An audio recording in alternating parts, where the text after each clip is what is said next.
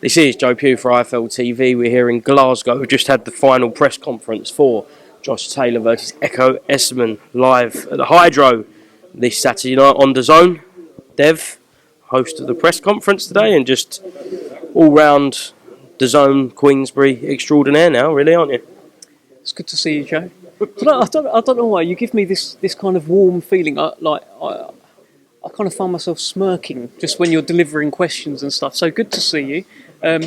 Firstly, before we talk about any of that, well done. You did like one of those face-to-face things with Darren Till and that. How did you find it? It was good, mate. It was good. Yeah, I think that's the second one I've done now. So, yeah, just gun for hire now, but you know. Gun for hire. No, I thought you were quite good. I think you got a bit of... you got the gift of the... I used you as my inspiration, if I'm being honest. Definitely don't do that. Listen, the Chisora and the Joe Joyce one, that one, I used that one. I didn't have to say anything. That was just Chisora just asking Joe Joyce about like when he's having children and stuff. Like just mental, absolutely mental. Scotland, yes, mate, we're here. Glasgow, land of the brave. I'm hyped. I'm looking forward to seeing what Josh Taylor's got left. Has he still got that magic? Because I'll tell you, Joe, it's been a while since we've left the Josh Taylor fight and we've gone, he's the man. That guy's unbelievable. It's been a while, right? With Inoue-Ball, he's resurgent. He's bounced back off that loss. He's got momentum. He's got the weight. Let's see. He's never boxed in the Lion's Den before. I'm looking forward to seeing how that affects him. I'm looking forward to seeing if Josh Taylor's still that guy. Because when he was that guy, my God, he was that guy. Let's see if he's still there. Well, it's 4 years to the day today since he became undisputed champion. So, 4 years. Yeah, I asked him, like, how has he found those 4 years? And he said it has been difficult. It's been shit, in his own words, quite a bit shit. But he said now it's about getting those extra £7 to play with. Feels better. And we could see a reinvigorated Josh Taylor who wants to become a two-weight world champion this year. Yeah, listen, he sees this as chapter 2. And you could tell from the presser, some of the things he said, some of the fire that he's got about him. He's bang up for this, and I love to see it.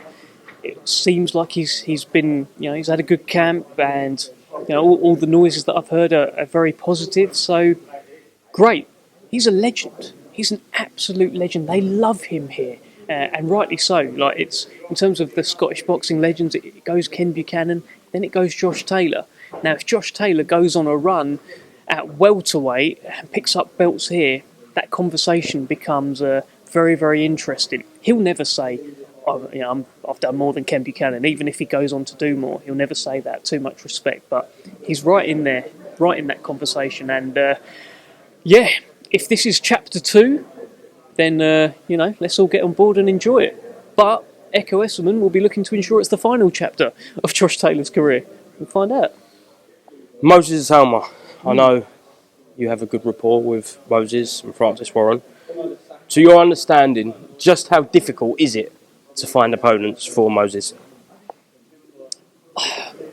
Look, my understanding is that they can't... It's not easy. Who wants to get knocked out by this 20-year-old kid that everyone's talking about? Would you want to get knocked out by that 20-year-old kid, Joe? Absolutely not. No. I wouldn't want to get knocked out by you, Dev, let alone Moses Itauma. There would be very little chance of me knocking you out, Joe. Very little chance. You've got size, you've got strength, I reckon you've got the speed though, and the endurance. Maybe I'll see you in round 7. Just tuck up for the first few.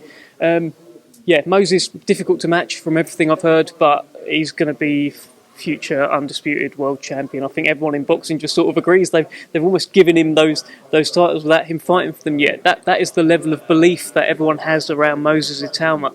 He's the next one, right? I said it at the start of the presser. Glasgow has seen Frank Bruno, the fight before he became world champion. He boxed here. Mike Tyson, tail end of his career against Lou Savarese. Hampden Park, he got a great knockout. They saw AJ back in 2014, early in his career. Now, Saturday night, Glasgow gets a glimpse of a future legend. Have I gone too far? I just really believe in him. I really rate him. One fight, if it was down to you, who you'd want to see Moses in with by the end of 2025? By the end of 2025? Listen, the way they're talking about, Frank fancies the Bacoli fight. Francis seems to fancy the Bacoli fight. I feel like maybe Bacoli it'd be interesting to see him get a win again. You know, get a little bit of that reputation back, come in at a reasonable weight, and show that he's that guy again. It'd be good to see him do that, and then Moses has more to gain from beating Bacoli rather than maybe this version of him. I don't know, but I'd be up for that fight. Not that I'm fighting him or have any say, but that I'd watch that. The Hrgović fight is very interesting. Hrgović is quite the scalp.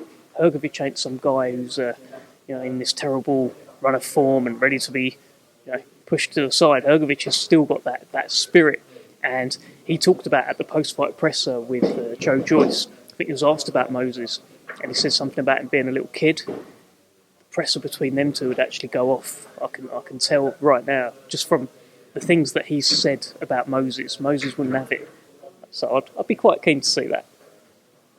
Usyk Dubois. You spoke to both fighters. Spoke to Lennox Lewis. How big is this fight? In what, 7 weeks, I think now? Yeah, well, I think they've done, the last number that I heard from Frank was they've done like 69,000 tickets. It's not bad, is it? Mad. That's not bad. That points to the scale of the fight. There's never been an undisputed World Heavyweight Championship fight in the UK. It's the National Stadium. It's Britain's hard-hitting world champion who is never in a dull fight. It's the Ukrainian legend in Alexander Usyk who just keeps beating Brits, including Daniel Dubois. But he beat Daniel Dubois the boy. Now he's got Daniel Dubois the man. Daniel Dubois' best 3 wins before he fought Usyk the first fight. Do you want to know what they are? Do you know? Lorena, Brian, Nathan Gorman. Now his 3 best wins: AJ, Hrgović, Miller. Yeah, he's just a different guy, different confidence, different power. He's coming.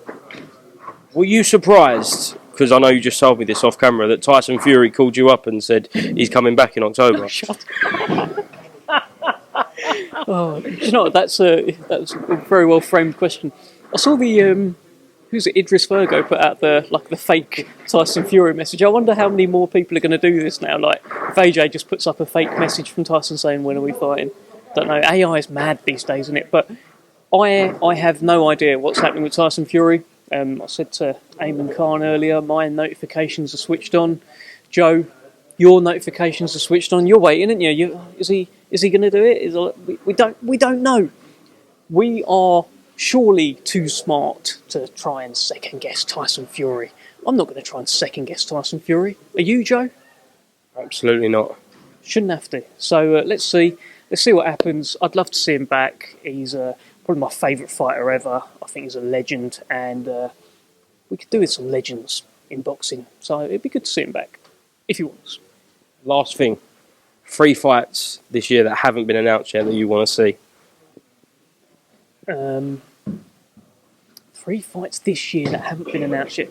I mean, that would be top of the list, wouldn't it? Tyson Fury against Anthony Joshua. That would be one. I'd like to see Moses in against Hrgović/Bacoli. I bet I know what it is. I bet I know what you say. If Daniel Dubois beats Alexander Usyk in July, it'd be interesting to see Daniel Dubois against Moses at the end of the year, wouldn't it? That isn't what I thought you was going to say, but It'd be interesting. I thought you was going to say Nick Ball and Inoue.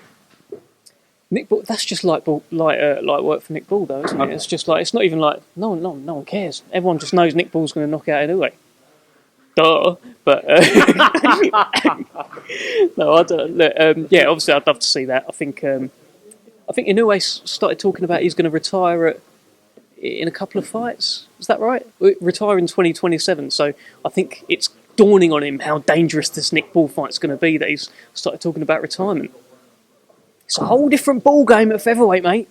When are you going to retire, Dev? What's your retirement age? I'll never retire. I will never retire. You're going to be the Bob Arum of press conference hosting. Talking such nonsense today. Yeah, listen, I'll probably retire at the age that the government advise and hopefully pick up a lovely pension that I've been contributing to and just have a lovely life. Dev Sahni, thank you very much for speaking to IFLTV. Tune in to DAZN on Saturday night. Come on. Thank you, mate.